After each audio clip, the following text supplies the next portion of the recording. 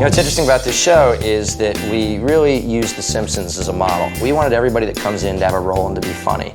And so first we introduced what we called the B-team, characters like Todd, the high-five surgeon, my real-life wife, Krista Miller, who plays Jordan Sullivan, Aloma Wright, who played Nurse Roberts, and Ted, Sam Lloyd, the attorney. Even beyond them, we brought up what we call our third tier of characters, which are people that existed initially because of one joke and have then become part of our world. For example, Dr. Beardface, Dr. Mickhead, Colonel Doctor, and Snoop Dogg in turn.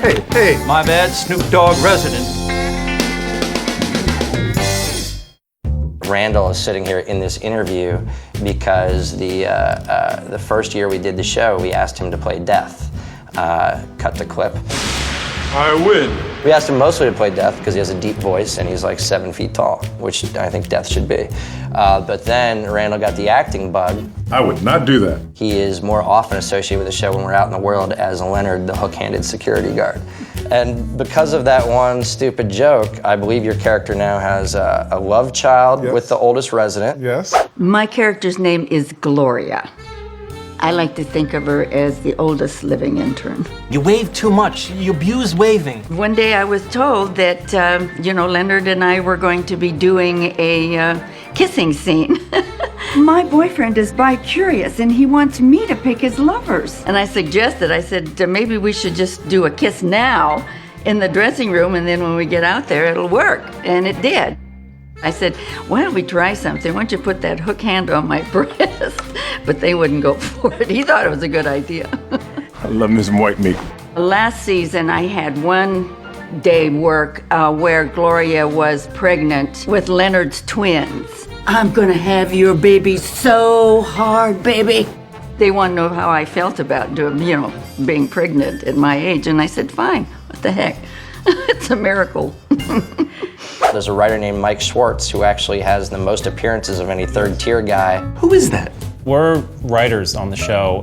Mike is also an actor, and so whenever there's an opportunity to put him in the show, we've been writing small little parts for Lloyd. I think it was like the third episode called My Old Lady. JD gets some news from a patient. I bet a ton of bricks for Dr. Dorian. And it hit him like a ton of bricks.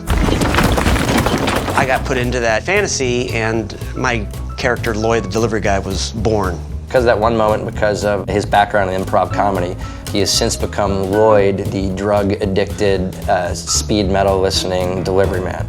Oh, that reminds me. I found these in my dryer. Although I don't think he got the name Lloyd until like the 4th or 5th season. Yeah. He was just delivery guy. He was just delivery guy.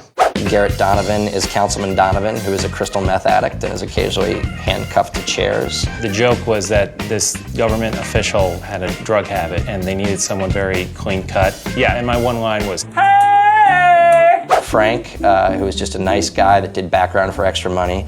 I used to have an imaginary crush on him because I always thought black-haired doctor, who was in the background of every scene, was strikingly handsome and seemed charismatic, and he became Dr. Mickhead. Hey, guys. Hey, Mickhead. Somehow I got plucked out of background with no acting talent, by the way. And the rest is history. I became Dr. Mickhead that day. Hot damn. Just because of one stupid joke of somebody hated their nickname and we said, you should see what they call Dr. Mickhead. And the other guy's like, what?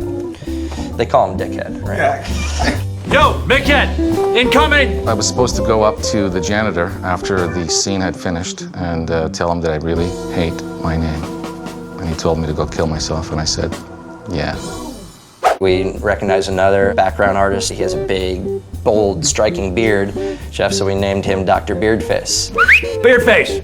And on the show, his name is... Beardface. On his show, his name is Beardface, but everybody calls him Dr. Beardface. And that drives him insane. And being a very pompous man, he always takes offense to this and bounces back with, it's Beardface. What are you looking at, Dr. Beardface? It's Beardface, damn it! He's oblivious to everything that goes on around him. He doesn't notice the plaster stuck on his face. He just keeps on walking. Doctor? He's sort of a nice fool in that respect. There's one background guy that we thought looked like Colonel Sanders. Uncanny. So we called him Colonel Doctor. Thank you, Colonel Doctor. Excuse me? I'm sorry, I don't know your name, and you look like that Kentucky Fried Chicken guy. I just used to be just Dr. Bob, and then all of a sudden they started giving me speaking lines, and hey, you're now Colonel Doctor. All right, that's cool. I did Melrose Place for 6 years as a doctor, and I never got a speaking part because I didn't speak up. And then somebody told me, he says, well, why don't you go see Bill? So I asked him, and he says, I'll get your speaking part. Last year, we discovered that he's my dad. JD's taped to the ceiling and looking at all this stuff, and one thing he sees is Lloyd kiss Colonel Doctor on the cheek and say, "See you tonight, Dad." Manly Henry, one of our background guys, is he looks like Snoop Dogg. So he was Snoop Dogg intern, and then last year Snoop Dogg resident, and this year he's Snoop Dogg attendant. I was working in background, and they called me to the set. They said, "Manly, we need you to come to the set." And I thought I was going to do a regular cross or just be in the scene. Zach Braff comes up to me and whispers in my ear, "Listen, Henry, I'm going to hook you up. Okay, what I want you to do is when I say this, Snoop Dogg intern, I want you to say," I looked at him and said, "What?" So we were rolling in the scene. All of a sudden, I said, "Where are my hoes at?" And after the whole set just cracked up. I haven't seen them. And they actually gave my character a name, which is Ronald. Okay, I have a copy for Snoop Dogg resident. I wish just once someone would call me Ronald.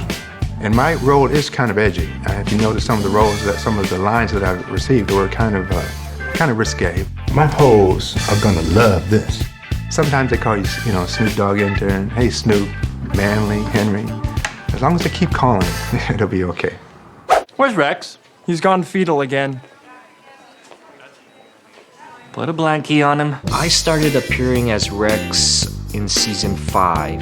JD talks about us building homes for the homeless, and we're all, trying to kiss his butt as interns to get on his good side. So we go to this construction site, and as a prank, I spray paint on him, and he cuts my tie off, and in essence cuts my shirt open, and I start bleeding. So that was the first joke that I'd done on Scrubs.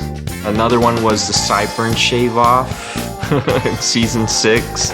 Excuse me, Dr. Cox. Bill Lawrence has really taken care of a lot of us as far as actors looking for work, so thank you, Bill. I appreciate it.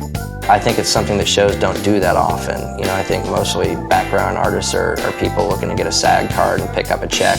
And here, we appreciate their work so much. It's one of the things that makes the hospital look real, that it's really exciting when they get to be front and center and get to be funny.